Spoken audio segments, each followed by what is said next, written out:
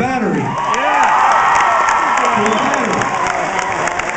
And think of it. I've seen these cars, and once you can get 100 miles to the gallon, think of this. Once you get 100 miles a gallon, you won't care if oil's $107 a barrel. You won't care if oil is $200 a barrel. You will say to the oil-producing countries, charge whatever you want. Thank you very much. We're keeping our $300 billion to invest it in the future of our young people, in their jobs, in their education, in their health care. That's the first thing. Second thing is there are even more jobs in Pennsylvania and throughout America in Hillary's energy efficiency program. That is, just think about it. How many jobs could we create? Not just for college graduates like architects and electrical engineers, but for high school dropouts who can be trained as green collar workers if we said we are going to, in the next 5 years, make as energy efficient as possible every school, every building on every college campus, every hospital, every city, county, state, and federal government building, every big facility in America, and here are the tax incentives to do it. And believe it or not, under her program, almost all of this could be paid for with reduced electric bills.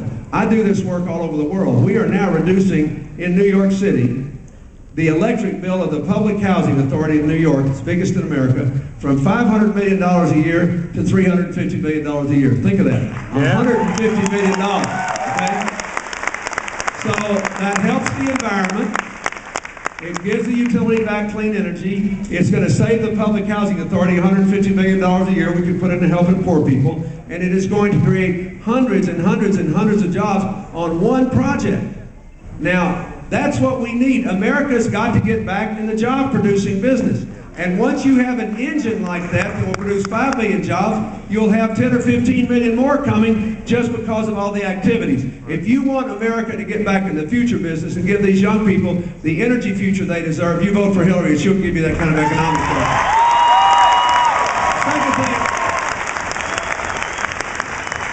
The second thing we have to do is to stop making excuses for why America is the only rich country in the world that cannot provide affordable health care to every single one of its citizens. So, let's have a little test here. Raise your hand if you know somebody without health care coverage. Look around here. Look at each other. Look at this. Now, here's what I want to say about that. This is the only wealthy country in the entire world where you could get that response. In fact, this is the only wealthy country in the world where this question would be asked, because every other rich country has found a way to provide affordable health care to all its citizens. So Hillary wants America to join the rest of the world. And there is a really important point here that's hard to make in a political rally where people are always wanting applause lines. And it's this: you cannot get control of what is most people's big problem, that healthcare costs have doubled in this decade. So most of you here are wrestling with the cost of healthcare. But the problem is you will never control the cost unless you cover everybody. For this reason: the fact that we don't cover everybody puts healthcare in the hands of the insurance companies. So if we're all, and a lot of times they're doing stuff that you hate that you would do if you were in their position, because there are hundreds and hundreds of different companies with thousands of different policies, and they cover different things with different size pools of people who are insured. So here's what you have. You think about this: if you pay an insurance premium, next time you write a check, you think about this.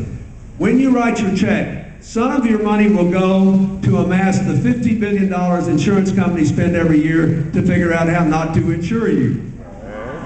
Now, how crazy is that? You pay money in health insurance premiums that insurance companies use to figure out how not to insure people because they've been sick or somebody in their family has been sick.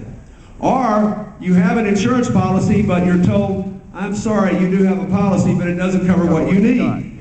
I'll bet you there are over 100 people in this crowd who have been told that by their insurance company. Then think about this. 30 cents of every dollar you pay in healthcare costs goes to paperwork. Because of all these different policies. And you know how much that is? More than you would pay if you had any other country's healthcare system? Listen to this. $200 billion a year, twice as much as it would cost us to provide health care to every man, woman, and child in this country doesn't have it. So what Hillary says is, if you vote for me, I will present a plan to Congress that will say to the American people, all of you, if you like the health care you've got, you can keep it.